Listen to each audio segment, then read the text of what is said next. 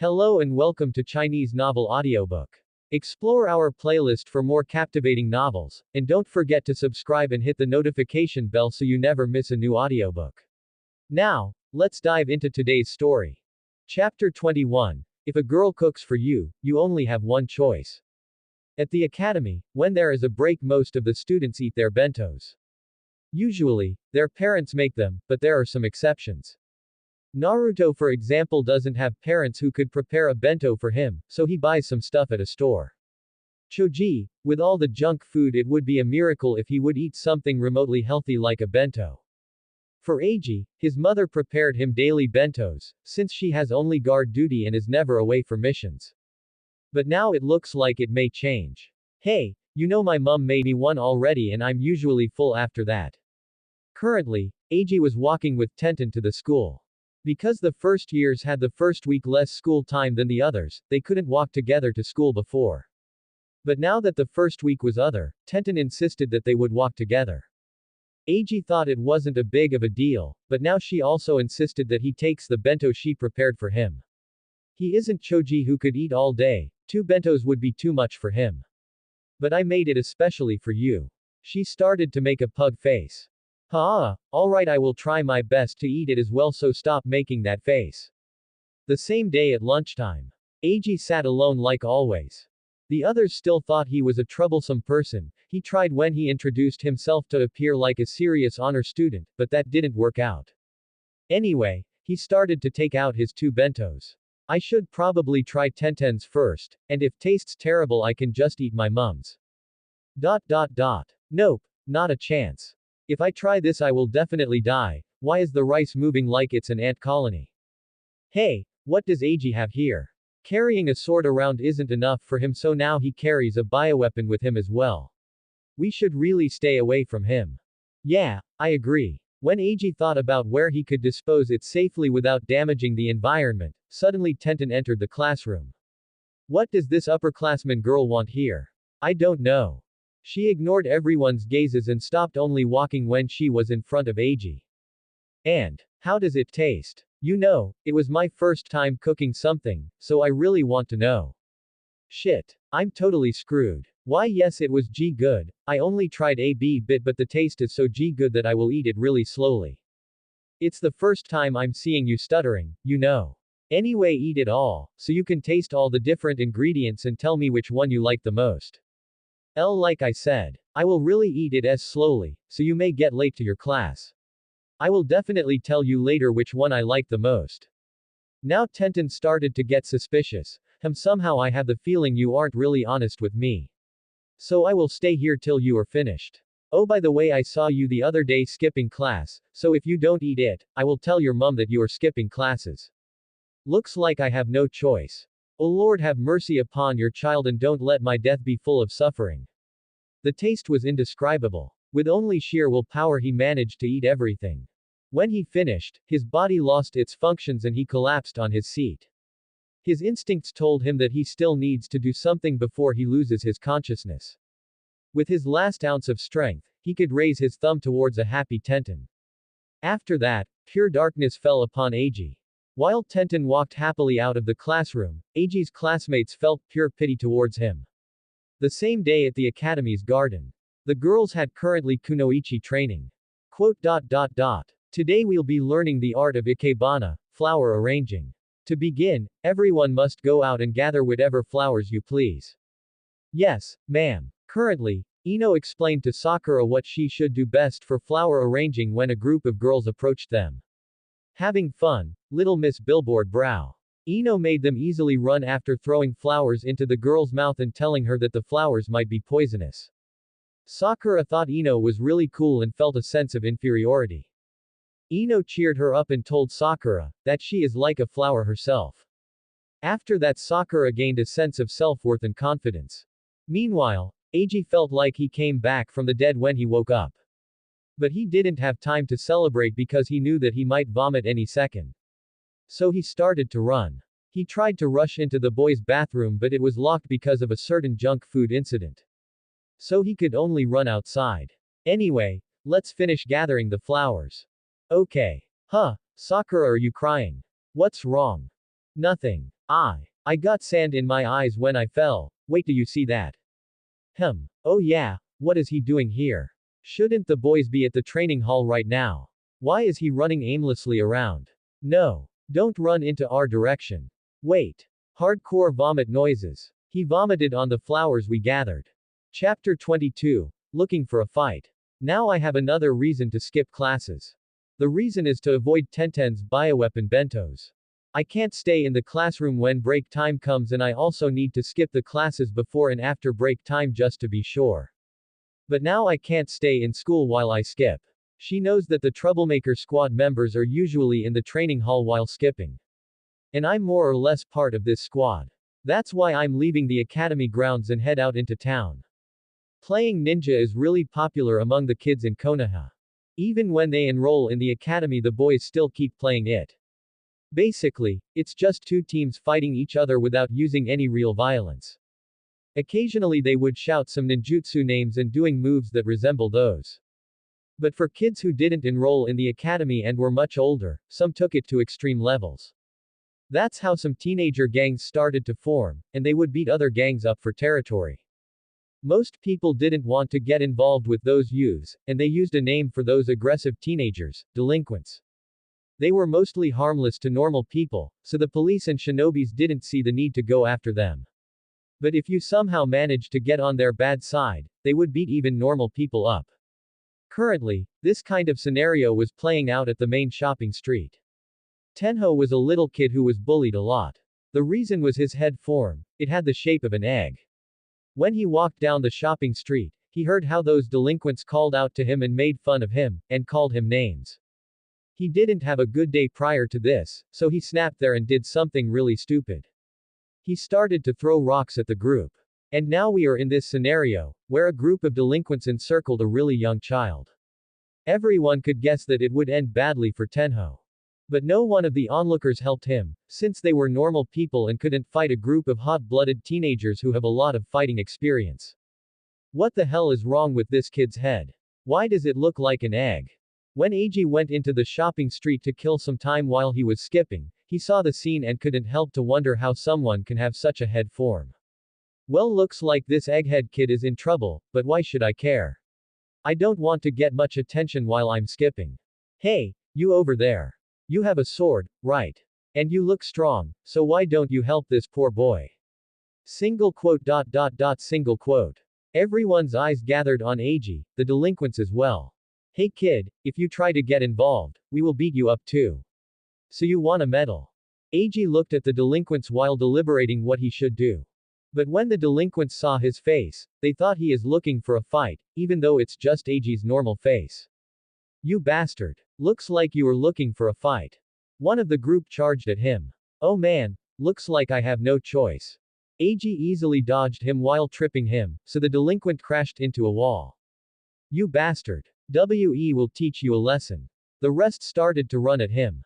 It's not like they were weak for normal people, but Eiji was used to the movements of a Jonin, so it wasn't even a fight. He didn't even use his sword, because even though his taijutsu wasn't something special and he had a crippled hand, just his body, which was trained for speed for kenjutsu, was enough to deal with them, even without using chakra to buff him. After a few breaths, the whole group was laying on the ground unconscious. Good job, kid. You are a real hero. Applause erupted.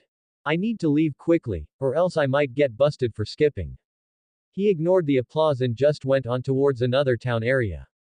But Tenho followed him all the way. Please stop. I need to thank you for saving me. No, you don't. I didn't want to get involved, and if I wasn't urged by the surrounding people, I would have ignored you. Wow, he is not only strong but also humble. It's someone I want to follow. Hey big bro, no need to be so humble. You earned my respect. I will follow you as a lackey for the rest of my life, boss. What the hell is he even talking about? At the Peeing Dogs gang's headquarters.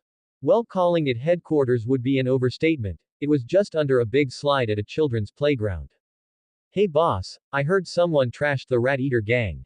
The boss, who had a yellow dog hat, looked surprised. Ha! They were pretty formidable, so which gang was it? That's the thing, boss. It wasn't a gang, it was a sole person. So was it a meddlesome shinobi? If yes, don't get me involved, you retard. No boss. I saw him and he had the face of a delinquent, so I doubt that he is a shinobi. Oh, now that's interesting. Looks like we have a new player in town, hee hee hee. The boss smiled menacingly. Chapter 23. Four Heavenly Kings. Currently, Eiji and Tenten were walking home. Hey, I didn't see you during lunch break. Yeah, I trained at the academy's garden.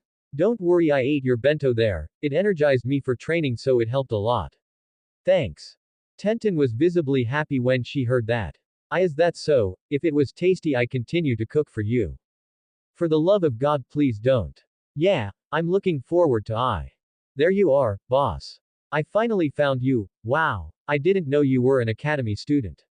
Since you were at the shopping street a few hours ago, I thought you couldn't be one, since it was during this little shit. Ahahaha, you must have mistaken me. What did this boy try to say right now? I don't know. I don't know him. What are you saying, boss? Don't you remember your most loyal follower? Something is wrong here. Eiji, why don't you tell me the truth before it's too late? What the fuck? When did Tenten become a yandere? I didn't corrupt her, right? He glanced at Tenten and saw a dangerous light in her eyes. Quote. He started to run as fast as he can, while a barrage of kunais followed him. Oh, you are home, Eiji. How was school today? Mum, I'm feeling ill and will need to stay home for a couple of months. Damn, Mum. She didn't let me stay at home, so now I need to take a detour to avoid Tenten. I also need to wake up earlier just to be sure. Eiji was taking a long detour now and he walked unknowingly straight into the Peeing Dogs gang territory. Hey boss, this is the one who trashed the Rat Eater gang yesterday. Huh. Is he here to challenge us? If he thinks we are as easy to beat as the Rat Eater gang, then he is hugely mistaken, but maybe we can recruit him. The Peeing Dogs member gathered together and then blocked Eiji's way. What do those freaks want from me? Doesn't this guy know how dumb he looks with this yellow dog hat? Hey, you bastard. I heard you trashed the Rat Eater gang by yourself, but don't get cocky, we aren't pushovers. But I still acknowledge that you are decent, so how about joining our Peeing Dogs gang? What the hell are you guys talking about? I really don't have a good mood right now, so if you continue to block my way. So you decline. Well, we will show you what we do with arrogant newcomers. Get him, guys. I don't know what their problem is, but at least I can blow some steam off. Oh wow, boss, you defeated them all by yourself in only a few seconds. What the? Where does he always come from? How does he always find me? Does he have a Byakugan? Hey, listen, you, shitty egghead, stop following me around, okay?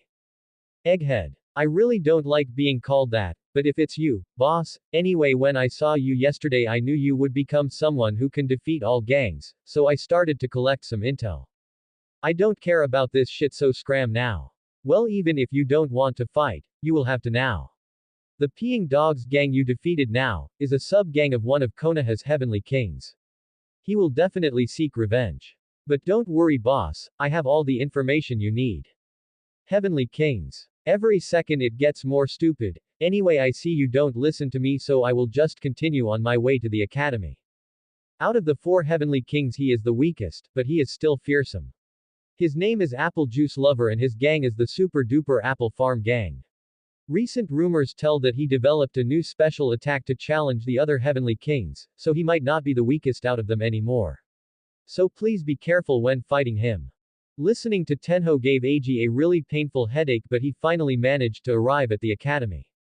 Okay boss, I will stay outside the academy grounds guarding you, so that you can peacefully enjoy the academy. Eiji ignored him and went into the academy. Hey, I heard Eiji beat 2 gangs by himself. Really? I mean, he looks like a delinquent, but now he also acts like one. We should really stay away from him. A future shinobi beating non-shinobis up. I really wonder how someone so unscrupulous could get enrolled here. Quote. Did they think I can't hear them? Subscribe to Chinese Novel Audiobook YouTube channel. Chapter 24. Girly Side. To keep his life, Eiji intended to get out of the academy during lunch break again. But Tenten visited his classroom earlier than expected. Oh no. She is blocking the path to the door. Looks like I need to jump out of the window. What is that scary senior doing here again? I don't know, probably for Eiji here again. Damn, I'm kinda envious now that he is friends with a cute upperclassman. I would normally agree, but she seems even more scary than the girls in our class. Eiji, you know. I waited for you the whole morning, but you didn't come, so I thought that you were feeling ill and stayed in home. But now I see you here, Tenten said that with a scary smile while approaching him slowly. Do I have to pay for the damage, if I destroy the windows? Shit, even if I have to pay off the debt for the rest of my life, at least I will keep my life. When Eiji started to get up for his grand escape, Tenten suddenly appeared right before him. Gulp. Hey, what's up, Tenten? You know, we knew each other for some time now, and I know that you are often unmindful, but sometimes you go too far and do things which are really hurtful, you know. So if my cooking isn't good, just tell me, then I will know where to improve. So please, really try today what I cooked for you. Tenten's scary smile vanished, while a sad face started to form. If she says it like that, wouldn't I be a total ass if I didn't try? Okay, I will try, but don't get upset if I tell you honestly, okay? Okay. When Eiji dug in, tears started to stream down his face. I don't know how, but it's actually edible compared to last time. So, how is it? I'm really paired to last time. The improvement is immense. Honestly, the last time was pretty bad, but now it's actually decent. I'm sorry about my behavior. Please continue cooking for me. I really want to see how much you improve. Tenten started to get red. Is it that so? Anyway, I should return fast or else I will be late for my class. She hurriedly left while trying to hide her red face. Hey, somehow she didn't look scary now but rather cute. Yeah, she is way more girly than the girls in our class. Damn this Eiji. Now I'm jealous of him. Hey, what are you boys saying about us? Humph, you guys are just envious that we only chase after Sasuke. Yes, why would we care what you losers think about us? If you would be cuter, we would show you our girly side too. Not long ago, Iruka tried to ask the Hokage if he could not teach Naruto because he found it really awkward dealing with Naruto since he contained the very monster which killed his parents.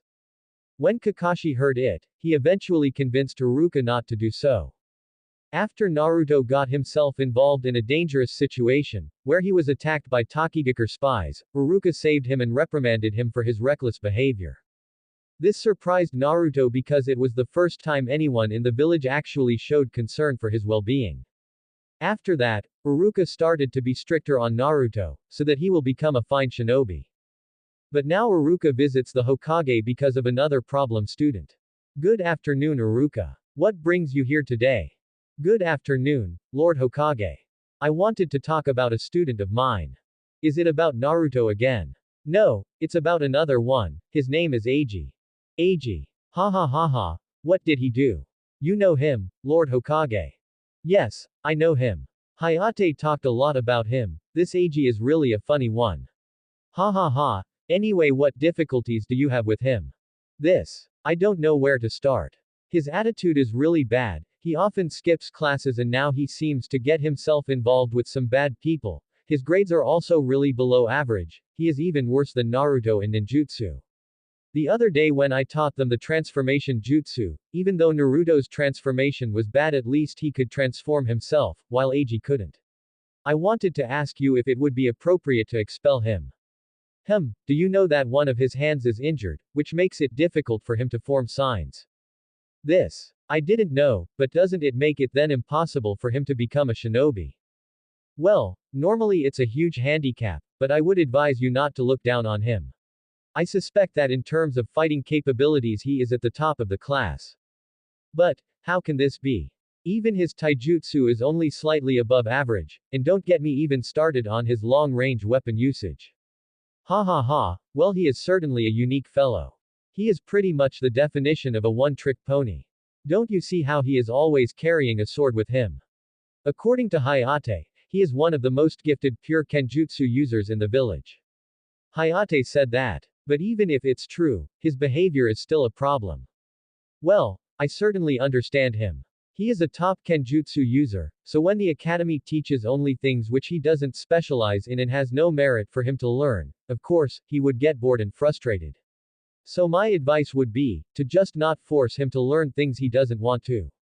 Before he enrolled in the academy, Hayate spent a huge amount of time to train him, so you don't have to worry. It certainly makes sense. I will take your advice to heart, Lord Hokage. At the Super Duper Apple Farm Gang's headquarters, which was only a wood table with a wooden bench in a park, one of Konoha's heavenly kings was currently questioning the booze of the Peeing Dogs gang.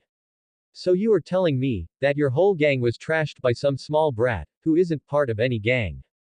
Yes, he was stronger than we th.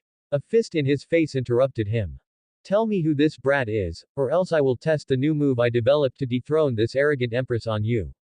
It was a kid called Ag. Ag. Hey, you over there search for this Ag, while the rest of you punish this worthless garbage for their incompetence. Wait please, arg. Chapter 25. Ag vs. Apple Juice Lover.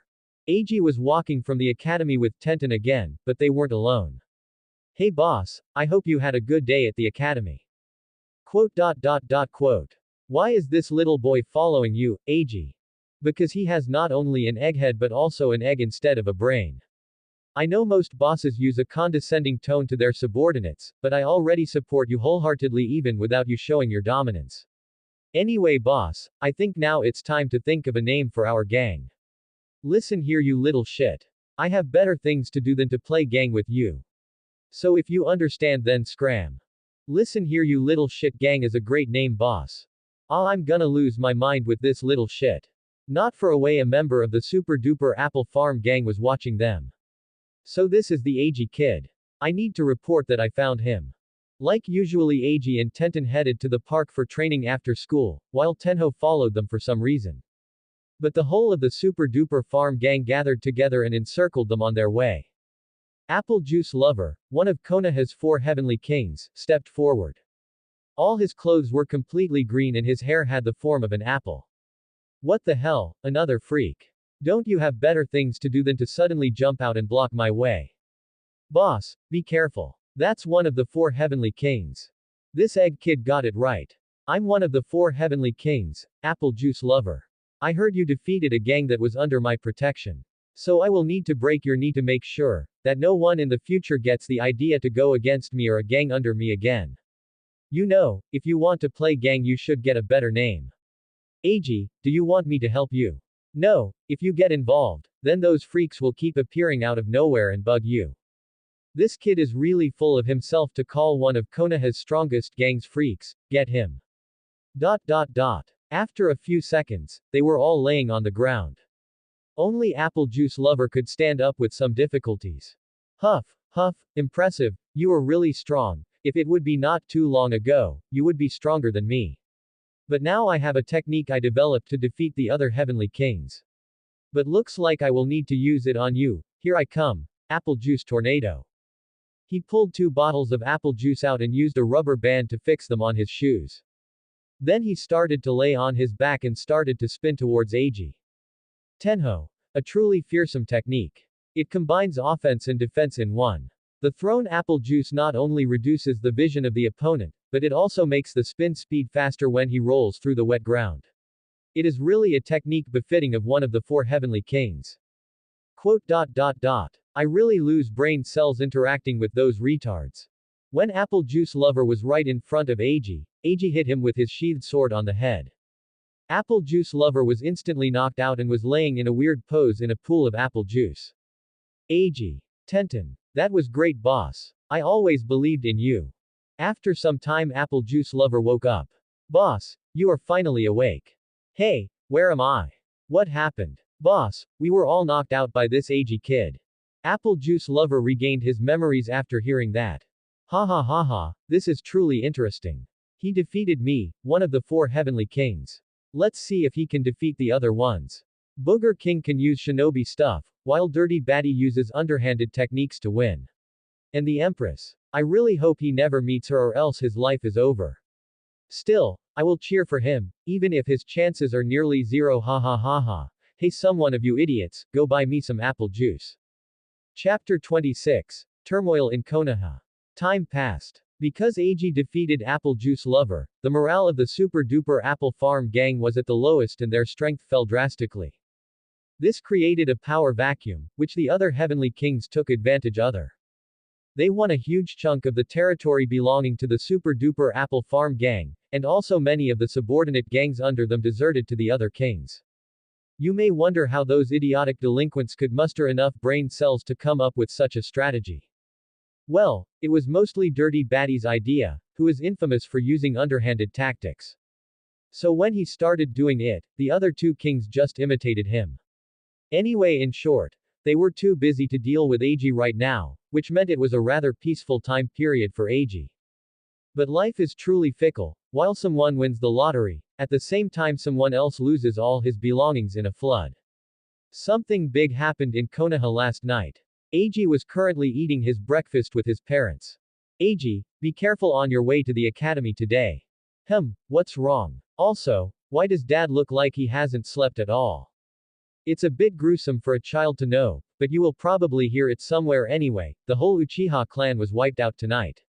What? AG was surprised. Even though he knows it would happen, it came too suddenly. Well, I guess only the ones involved would have seen some changes before it happened. He then remembered how he played in the past with the thoughts of telling someone that it will happen. No way I would do that. The instant I had told someone, I would be found the next day with a kunai from a root member in my neck. And this would be only the lucky outcome. It would be more likely that Danzo would order to kill my whole family and probably even Tenten as well just to be sure. Your father was there in the early morning to help to clean up. Darling, I think you should get some sleep. After seeing all this blood and the bodies, I don't think I will be able to sleep for an entire month. Hey AG, did you hear what happened? Asked Tenten while they were walking to the academy. Yeah, I heard there is a survivor though, he is the one in your class. Yeah, can you say something else than yeah and tell me your thoughts on it? I mean, what can I say there? Much of the information isn't told to the public, and everyone who has the privilege of having an actual brain can see that there is something fishy going on, so I would rather not talk about it because I don't want to randomly disappear. Now you are making me feel scared. When I came to the academy, there was only one topic. The topic surely wasn't which special flavor Choji's potato chips had today. Anyway, Sasuke isn't here right now. He is probably still in the hospital or something. The atmosphere in the classroom is really weird. No one wants to make a joke, everyone has a stern expression. Even Naruto can read the atmosphere and is docile today. Though there were some brain-dead girls, who had the glorious idea of visiting Sasuke to try to heal his heart. Fortunately, there were some considerate girls who flamed the hell out of them for having this idiotic idea. It really feels weird though. I knew it would happen, and when watching the anime I always thought how emo Sasuke was, but now he is a real person, not just a character, and I really feel bad for him. I still won't tell him the truth about Itachi and such, sorry, but my safety is at risk. Also, there are now more shinobis patrolling in the village. I mean, isn't it a bit too late for that now? But yeah, I remember how I walked a few times through the Uchiha civilian part district and there were many friendly people there. I should never forget that the people in this world are living beings, all with their own emotions, hopes, family, and friends, not just some characters I am looking at in a show. But unfortunately, I'm not a god or anything who can save everyone. I'm just a normal guy who is struggling to survive himself. Chapter 27. Dirty Batty's Scheme. After a few days, Sasuke is attending the academy today again. He behaves now like the Sasuke everyone knew in my previous world. But being happy about that would be kinda wrong. Anyway, after the whole Uchiha clan disappeared, the personnel of the Konoha military police force was basically non-existent. Since they were responsible for handling criminal shinobis, the village people felt pretty unsafe. But slowly shinobis from other areas were being transferred, so we have a police force again. Though, cases, where Konoha's shinobis committed crimes here, were rare to being, if you don't count those root folks. Anyway, it looks like normal life returned faster than I thought. For a certain group of good-for-nothings, the whole Uchiha thing wasn't of any importance at all. They continued to waste their time with their dumb gang wars instead of doing something productive, like getting an education or helping the people in the village. The Dirty Cleaning Wipes gang's boss Dirty Batty, one of the Heavenly Kings, spent much time collecting data about AG because even though he is a weak fighter, he rose to the position of Heavenly Kings through dirty tricks and schemes. No wonder he could trash all those gangs alone, he is one of those shinobi folks, so he can probably defeat us alone as well. Hey you, how would you deal with a shinobi? I don't know boss. Tisk, why am I surrounded by only retards? The answer is, it takes another shinobi to deal with one, easy right? But boss, no one of us had any shinobi training. I'm not talking about US idiot. We have another heavenly king who has some shinobi training, so all we need to do is to make them fight each other. Ha ha hey hey hey, hey has one of you retards at least enough brain cells to be able to write a note? At the Booger Tosser gang's headquarters, which were just a pile of trash bins in a side street. Booger King was reading a paper which was found at their headquarters this morning. It read, "Hey you ugly bastard, my name is Aho Nakamura, I will defeat your ugly face and your stupid gang. If you have the balls, you can challenge me near the big park in the afternoon, peas. You also stink, Ija Pakamura." When he finished reading it, a vein nearly popped on his head while he ripped the note apart. This damn bastard. WHO does he think he is? ARRRGHHH. Hey Eiji, I heard the Uchiha boy of your class returned today, how was he? Well, he certainly wasn't glowing with happiness. Eiji thought back, how a girl approached Sasuke today saying, "My condolence to what happened to you, if you need any help you can always count on me." Sasuke glared at her like he would kill her on the spot. The girl cried and ran away. After that, no one approached him for the rest of the day. I feel bad for him. Anyway Eiji, let's train harder so we can save our families in the future. I don't think that anyone would want to kill our, oh no not again. Why is a freak appearing now of all times? I thought they stopped bugging me. Booger King and his whole gang blocked his way.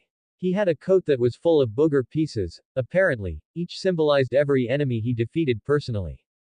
You fucking bastard really have big balls to challenge me like that. Your victory against Apple Juice Lover must have went to your head. Just so you know, in terms of fighting power I'm the strongest of the heavenly kings. Hey, boss there you are. A little boy with a head shape of an egg started to appear out of nowhere. Oh no, now this little shit started to appear too. Life was really peaceful these last weeks. Boss, don't think I abandoned you. I was monitoring the movements of the heavenly kings. I honestly thought that Dirty Batty would be the first to make a move against you, but looks like I was mistaken. Be careful boss. Booger Kings is rumored though have received some shinobi training. This egg kid is right.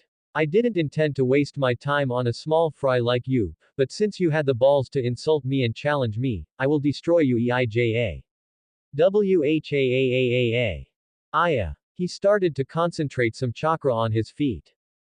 Looks like he is a bit tougher than those other freaks, but I doubt he comes even close to Hayate-sensei. Anyway let's deal with him fast, since I don't want to waste time with those idiotic freaks. Chapter 28. Aya vs. Booger King. The members of the Booger Tosser gang took some distance from Booger King since they knew that when he gets serious, they would only get in his way.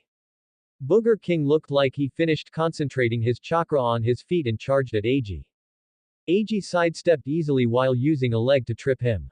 Booger King fell with his face straight into the ground. Oh my god, it's the first time someone could survive the famous Booger charge of Boss. This kid is too strong, let's run. You retards. Boss isn't finished yet, he still hasn't used his ultimate technique. With difficulties, Booger King stood up again. Aya, I have to admit that you are pretty strong, no wonder you are so cocky, but do you know why they call me Booger King? It's because of my deadly technique which imitates the kunai skill of real shinobis. Here I come. Booger Kunais. Oh no.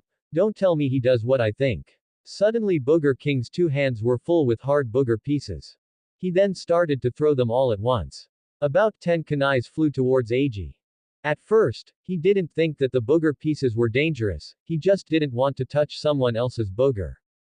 But he recognized fast that those booger pieces were artificially hardened and could injure someone. The throwing skill with which they were thrown was also pretty decent. They may hit an average academy student, but compared to Tenten's skills it's nothing. They, kunais, flew in a trajectory that made it impossible to dodge them all. But Eiji only moved his crippled right hand slightly upwards to raise his sword slightly out of the sheath and then let it instantly glide back.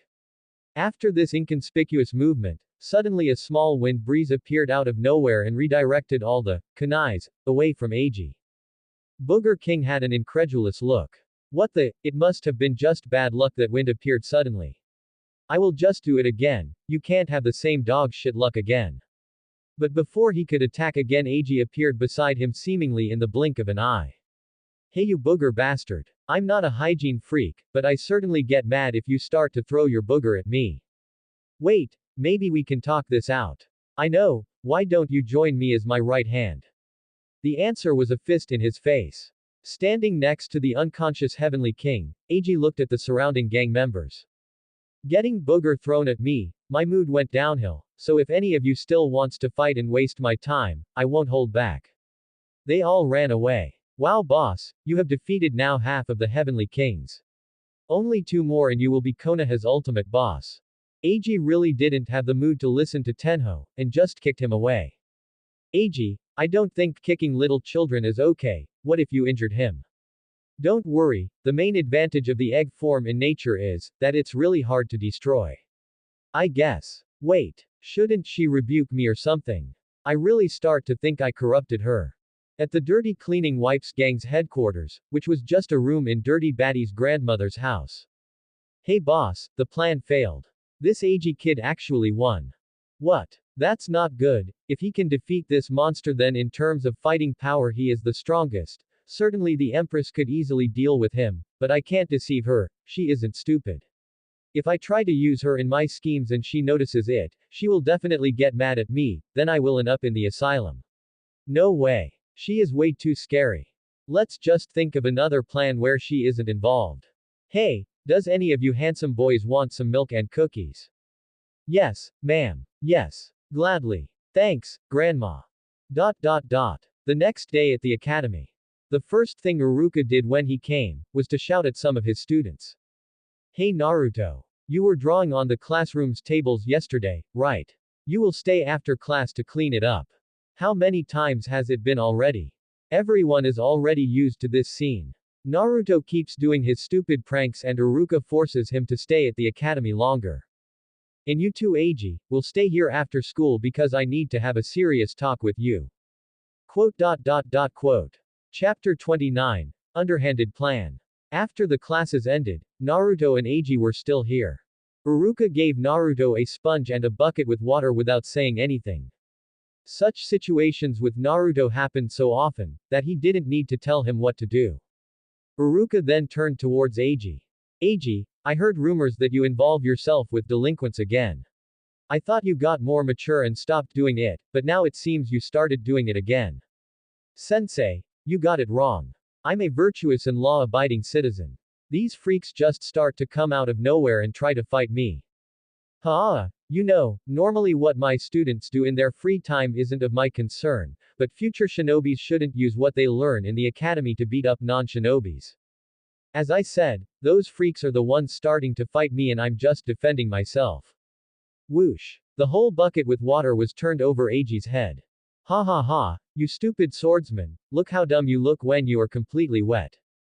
Naruto. What the hell are you doing? While Iruka was screaming, Eiji's body disappeared with a puff sound and smoke. It was just his shadow clone. This shameless brat. He never intended to stay after classes. Hey Naruto, after you are finished cleaning up, how about some ramen? After some serious planning, Dirty Batty came up with a dirty plan. He knew that Eiji is often accompanied by a girl. So instead of attacking Eiji straight on, he and his gang will kidnap the girl and make him surrender. Truly an underhanded plan befitting of the Heavenly King, who is infamous for using underhanded and dirty tactics. Since Tenten and Eiji walked together to and from the academy, and after that head to the park to train, the Dirty Cleaning Wipes gang needed to wait for the weekend, where she wouldn't be accompanied by Eiji, to strike. Finally, they found a chance, when Tenten was heading home from shopping. They simultaneously appeared from their covers and encircled her. Dirty Batty was also here since his gang members aren't the brightest and he wants to make sure they didn't mess up. He looked like a hooligan, with scars, and was completely bald, which is impressive for his young age. In short, he looked really shady. He smiled evilly while licking at his knife. Hey there little lass, you should come with us quietly, then we won't need to use any force. His gang started to move closer to her. Dirty Batty knew that Eiji was a shinobi, but he didn't think Tenten was also one. First of all, she didn't carry any visible weapon around her and never helped Eiji in fights, but more importantly, His subordinates didn't inform him when they collected data, that she and Ag walked to and from the academy together since they aren't really smart and didn't know that this was an utmost important detail. Dirty Batty was really unlucky. It would have been better for him to get defeated by Ag since Ag holds normally back. Tenten didn't say anything and took out a scroll. Dirty Batty didn't even have the opportunity to use any special techniques before he and his gang had their butts full of kunais and shurikens. It was certainly a funny scene, seeing a group of delinquents running to the hospital while holding their butts and crying. The next day on the way to the academy. Hey, did something happen, Tenten? Why are you so happy? Nothing, I just had a good training opportunity. Single quote. Hee boss. Big news, Dirty Batty and his gang mysteriously disappeared. Now it's only you and the Empress. But you shouldn't celebrate now, since rumors say she is the most fearsome of the Heavenly Kings. Normally she doesn't involve herself in gang wars and let her gang deal with it. But when she decides to move, it's like a demonic goddess descends and brings destruction. Not much is known about her fighting style, only that she uses some kind of mind attacks. Oh man, I wonder when those idiotic freaks stop bothering me. Chapter 30. Empress. The Yellow Snow Gang was a girls-only gang. They have been around for some time and were always one of the top gangs in Konoha. Also, they made sure that the boy delinquents wouldn't bother girls, or else they would completely crush them. All the bosses the gang had always belonged to the Heavenly Kings. But when the Empress appeared, the gang rose at an unbelievable speed to the top position. To outsiders, the Empress is shrouded in mystery and not much is known. The only reliable rumors were that one day she just suddenly appeared at the headquarters and challenged the former boss. After that, she was the undisputed boss, and others who had the misfortune to fight her personally, all went crazy. Anyway, at the Yellow Snow Gang's headquarters, which was surprisingly really a place you could call headquarters, it was an abandoned factory, there was a discussion going on. What should we do? Every Heavenly King was defeated by this newcomer. But he isn't part of any gang, and he hasn't claimed any territory, so shouldn't it be fine to just ignore him?